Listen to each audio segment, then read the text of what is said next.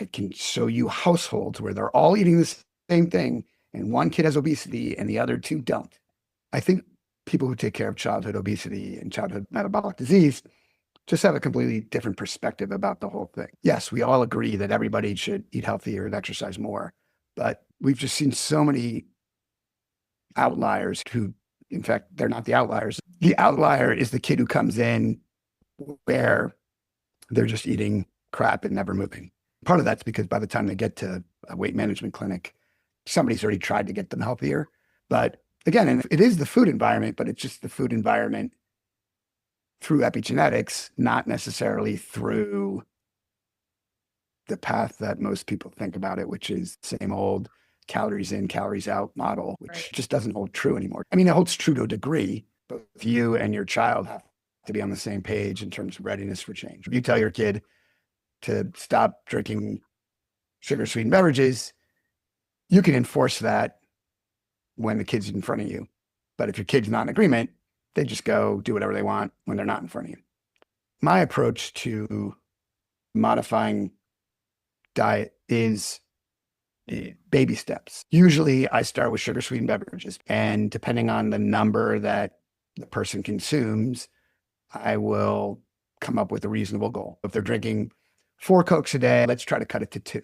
I don't go from 4 to 0 because when people and kids fail, which is not a word I like to use, but don't achieve a goal that has been set out for them, it impacts them negatively and they become less inclined to continue to pursue that goal. So it's always reasonable, achievable baby steps.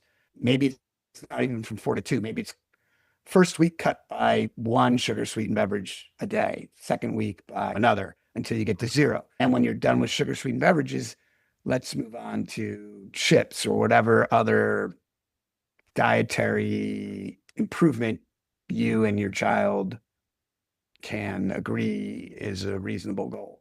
If you stack those up over time, you can get to a place where the diet is better.